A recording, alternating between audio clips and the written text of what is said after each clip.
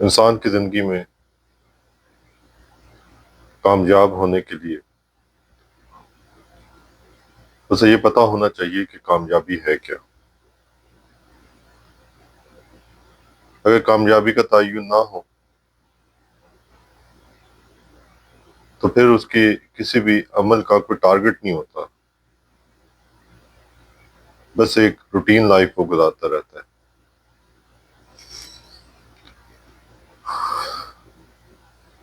اور دن رات گزرتے رہتے ہیں، مہینے گزر جاتے ہیں، سالوں گزر جاتے ہیں،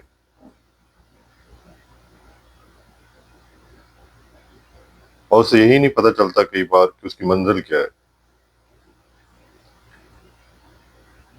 کامیابی کیا ہے۔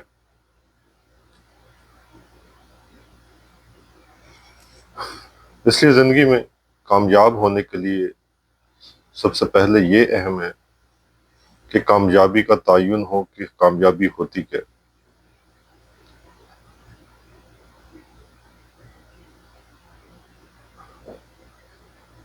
تو کامیابی کیا ہے وہ ہمیں قرآن نے بتا دیا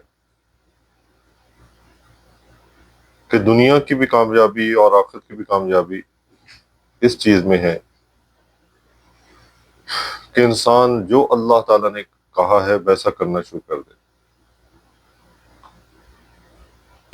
اب جب یہ کہا جا رہا ہے کہ جو کہا ویسا کرنا شروع کر دے، تو یہ پہلے پتہ ہونا چاہیے کہ کہا کیا ہے اللہ تعالیٰ نے، اللہ تعالیٰ ہم سے کیا چاہتے ہیں۔ جب وہ کلیئر ہو جائے گا تو پھر اگلی چیز ہوگی اس پہ عمل کرنا۔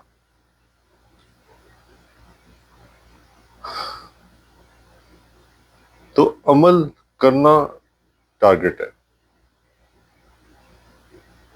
اصل میں اللہ تعالیٰ کی رضا منزل ہے، لیکن رضا کے لیے عمل کرنا ضروری ہے۔ تو پہلے چیز ہے کہ عمل پہ تو انسان آئے تو رضا مل جائے گی اللہ کی رحمت سے۔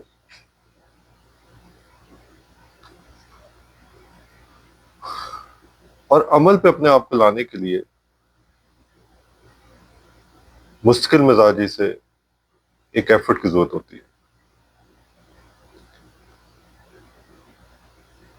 یہ موڈ پہ ڈپینڈنٹ نہیں ہوتا، یہ حالات پہ ڈپینڈنٹ نہیں ہوتا، یہ موسم پہ ڈپینڈنٹ نہیں ہوتا، یہ اس چیز پہ ڈپینڈنٹ نہیں ہوتا کہ ہاں آج مجھے ٹائم مل گیا ہے، آج میں قرآن کو کھول دیتا ہوں، آج میرے پاس کوئی کام نہیں ہے، چلو آج میں کھول دیتا ہوں، آج ویکینڈ ہے، آج میں کھول دیتا ہوں۔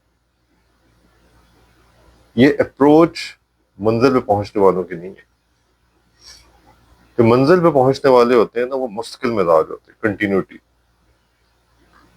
موسم کیا ہے، حالت کیا ہے، اس وقت میرے ایموشنز کیا ہیں، میرا موڈ کیا ہے، یہ ویک ڈے ہے یا ویکینڈ، اس چیز پہ باتیں ڈپینڈنٹ نہیں ہوتی۔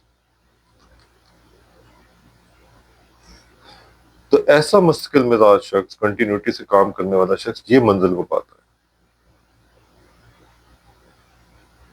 یہ دنیا کے لیے بھی اپلیکیبل ہے بات، اور آخرت کے لیے بھی اپلیکیبل ہے۔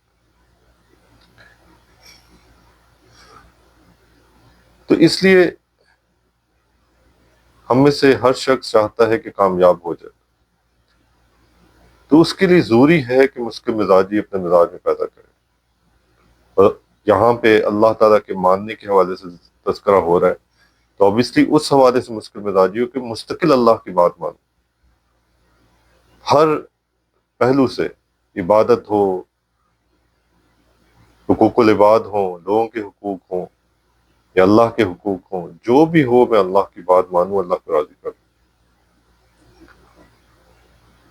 اب اس عادت کو اپنانے کے لیے، یعنی مستقل مزاجی کی عادت کو اپنانے کے لیے یہ سیشنز ہوتے ہیں کہ ان سیشنز کو سن کے انسان مستقل مزاج بن جائے، لیکن اس کے لیے ضروری ہے کہ ان سیشنز میں مستقل مزاجی، کبھی سن لیا، کبھی نہیں سنا، کبھی اس کو پرائرٹی اوپر کر لیا، کبھی نہیں کہ آج نہیں، آج بزی ہوں، آج تو کوئی اور چیز پرائرٹائز ہوگی۔ تو جو چیز مستقل مزاجی پہ لانے والی ہے وہی مستقل نہیں ہے، تو مستقل مزاجی کیسے آئی؟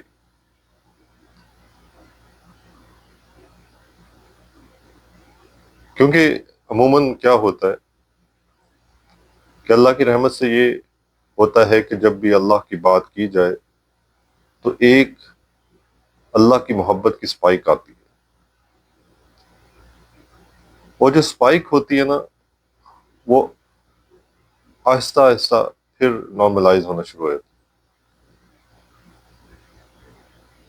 پھر اگر ہفتہ وار کوئی سیشن ہے تو پھر ایک سپائک آتی ہے۔ ٹارگٹ یہ ہے کہ یہ جو سپائک نیچے جاتی ہے نا، یہ ایک ایوریج لائن جو آپٹیمل لائن اس سے نیچے نہ جائے، اور اس کے لیے ضروری ہے کہ ان سیشنز میں جو بات کی جائے اس پہ عمل کیا جائے۔ اور کیا بات عموماً کی جاتی ہے؟ یہی کہ اللہ کے تعالیٰ کے نے جو علم بھیجا ہے، قرآن ہے، احادیث مبارکہ ہیں، اس سے ریلیٹڈ علوم ہے، ان کو کچھ وقت دے ڈیلی، اور دوسرا اللہ کے ذکر کو ٹائم، اس میں مراقبہ بھی شامل ہے، مراقبے کو پرائرٹائز کریں۔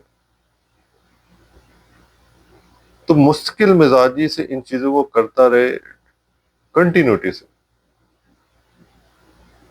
تو پھر وہ سپائک نارملائز نہیں ہوتی، بلکہ وہ جذبہ، ایک ایموشنز، ایک اللہ کی محبت انسان پہ سوار رہتی ہے، اور وہ عمل پہ ابھارتی رہتی ہے، وہ منزل کی طرف بڑھاتی رہتی ہے، وہ ایک پل ہوتا ہے منزل کی طرف، انسان کو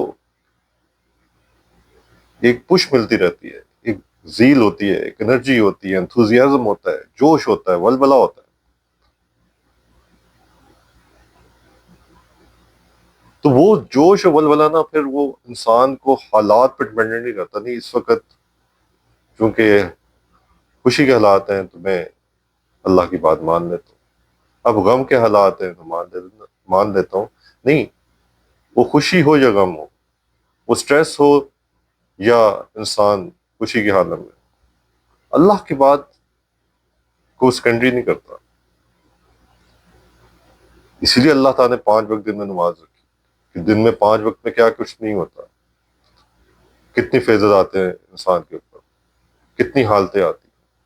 فجر کے وقت ہے، انسان کو نیند آ رہی ہے، عصر کا وقت، ظہر کا وقت ہے، کاموں میں مشغول ہے، عصر کا وقت ہے، انسان کئی بار تھکا ہوتا ہے، مغرب عشاء ہے، اس میں انسان کی اور جسمانی کوئی ڈیمانڈز ہو سکتی ہیں، لیکن جو بھی ہے اللہ تعالیٰ نے کبھی صاحب نے حاضر۔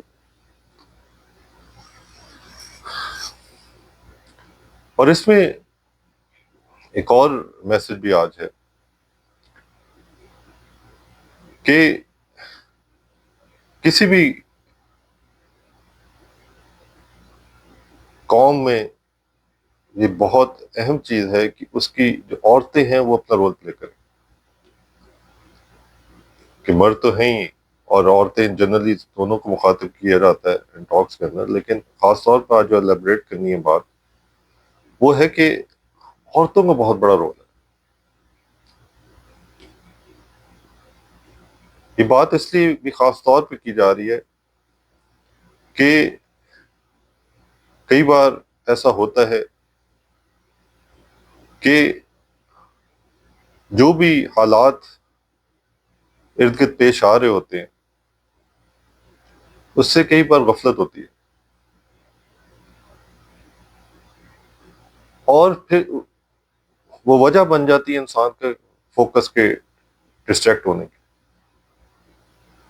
اس وقت بہت ضروری ہے کہ عورتیں بھی فوکسڈ ہوں، خاص طور پہ اللہ کا قرب پانے کے لیے، کیونکہ مرد بنتا ہے تو فرد بنتا ہے، عورت بنتی ہے تو خاندان بنتا ہے۔ عورت کا بہت بڑا رول ہوتا ہے، بچے عموماً زیادہ عورتوں سے، اپنی ماؤں سے اٹیچڈ ہوتے ہیں، تو بچوں کی تربیت کرنا، تو ایک ہے ان کو کچھ کہنا بچوں کو کہ یہ کرنا ہے یہ نہیں کرنا، ایک ہے کہ وہ ماں کو دیکھ رہے ہوتے ہیں کہ اس کی فکریں کیا ہیں، یہ باتیں کیا کرتی ہیں، یہ سوچتی کیا ہیں، تو وہی ریفلیکٹ ہو جاتا ہے بچوں کے اوپر۔ اور بچے کون ہیں؟ Next generation. اگر کسی کو شکوہ ہے آج کے معاشرے سے، تو وہ کہیں ایسا تو نہیں کہ ان کی صحیح تربیت نہ ہو پائی؟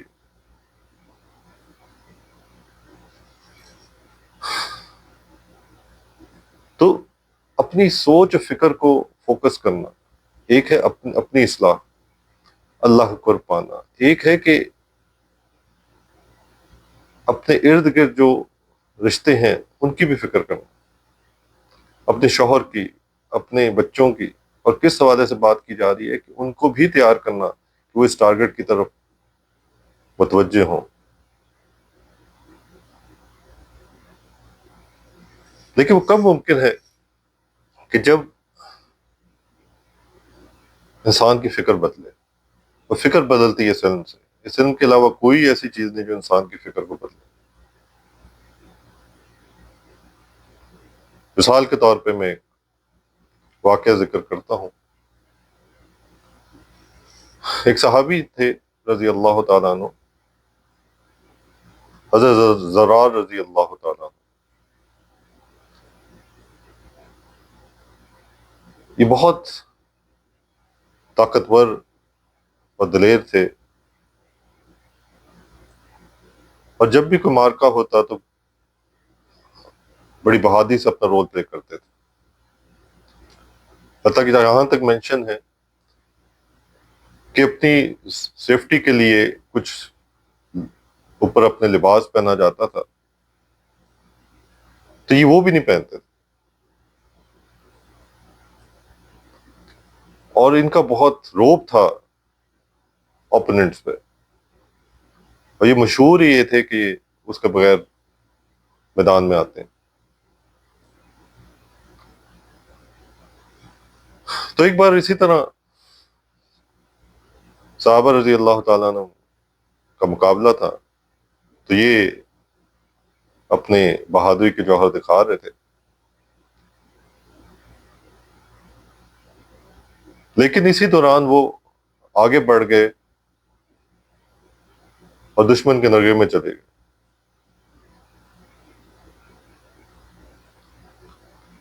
تو صحابہ رضی اللہ تعالیٰ عنہ نے یہ آبزرو کر لیا کہ یہ ایسا ہو گیا ہے، تو غالباً حضرت خالد بن ولید رضی اللہ تعالیٰ عنہ تھے، تو انہوں نے پلاننگ شروع کی کہ کیسے انہیں واپس لانا ہے۔ ابھی یہ پلاننگ جاری تھی کہ وہ دیکھتے ہیں کہ کوئی سپاہی گھوڑے پہ سوار ہے، کورڈ ہے، اور وہ دشمنوں سے لڑ رہا ہے۔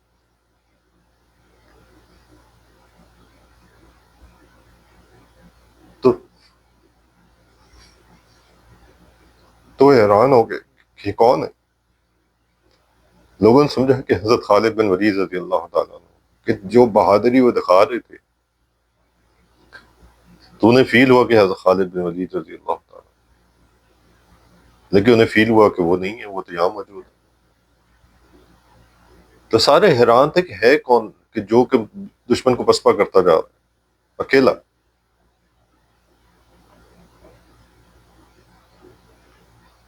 تو حضرت خالد بن ولید رضی اللہ تعالیٰ نے کہا اپنے ساتھیوں سے کہ آؤ ان کی مدد کرتے ہیں۔ تو مدد کرنے کے لیے آگے گئے، تو جب قریب پہنچے حضرت خالد بن ولید رضی اللہ تعالیٰ نے موقع ملا بات کرنے کا، تو انہوں نے پوچھا پکار کے کیا کون ہے آپ؟ کیونکہ کورڈ تھے۔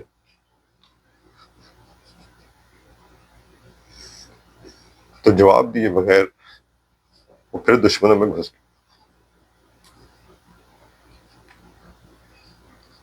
حتیٰ کہ دشمنوں کو پسپائی ہوئی۔ تو حضرت خالد بن ولید رضی اللہ تعالیٰ پھر قریب جب پہنچے تو پھر پوچھا کون ہے آپ، بتا کیوں نہیں رہے؟ تو پھر اس نقاب پوش شخص نے جب بولا تو اندر سے ایک عورت کی آواز آئی،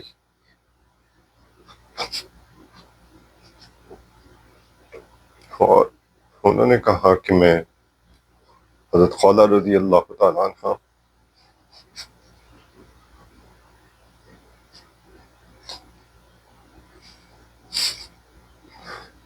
اور یہ ان کی بہن تھی حضرت ذرا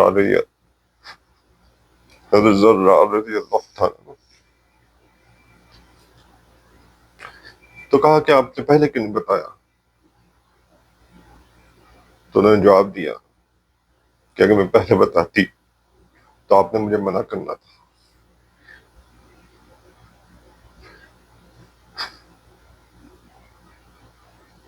کہ ہم مردوں کی موجودگی میں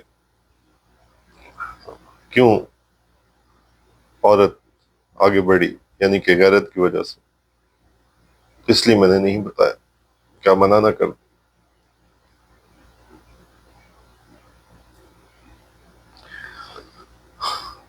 تو ان شارٹ، تو یہ سوچ اور دلیری حیا کے ساتھ کتنی اہم چیز ہے، کتنی ایفرٹ کی ضرورت ہے۔ یہ ٹارگٹ ہے۔ یہ وہ صحابیہ تھی جو کہ جن کو آپ صلی اللہ علیہ وسلم نے تیار کیا، یہ عورتیں تھیں۔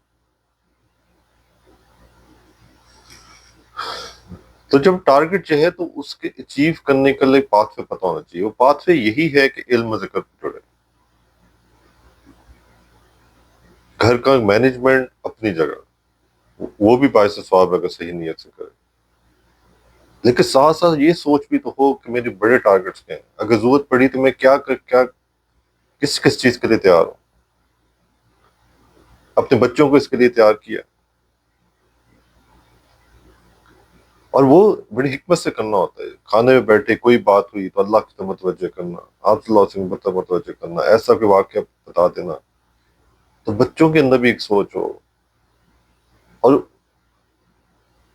کچھ نہ کچھ حالات حاضر کی خبر ہونا، تاکہ دعاؤں میں ہو یہ چیزیں، انسان مینٹلی پریپیئر ہو کہ کیا کچھ حالات آ سکتے ہیں، احادیث کی طرف نظر ہو کہ جس پہ ہمیں متوجہ کیا گیا کہ کیا حالات آ سکتے ہیں۔ اب یہ ایک سوچ ہے، اور کہاں وہ سوچ کہ انسان ہر وقت اپنے کپڑوں پہ متوجہ، ہر وقت اپنے گھر کی مینجمنٹ پہ متوجہ، یا کسی اور کی غیبت پہ متوجہ، کسی اور کی اچھائی یا برائی پہ متوجہ۔ کتنا مارک ڈفرنس ہے۔ اور یہ صرف اس وقت عورتوں سے خطاب نہیں کیا جا رہا، مردوں سے بھی۔ کیوں؟ مردوں نے ہی وہ عورتیں تیار کرنی، ہر مرد نے 4 عورتیں تیار کرنی، اپنی وائف، اپنی والدہ، اپنی بہن، اپنی بیٹی۔ یہ میسج ان کو انہوں نے بھی دینے۔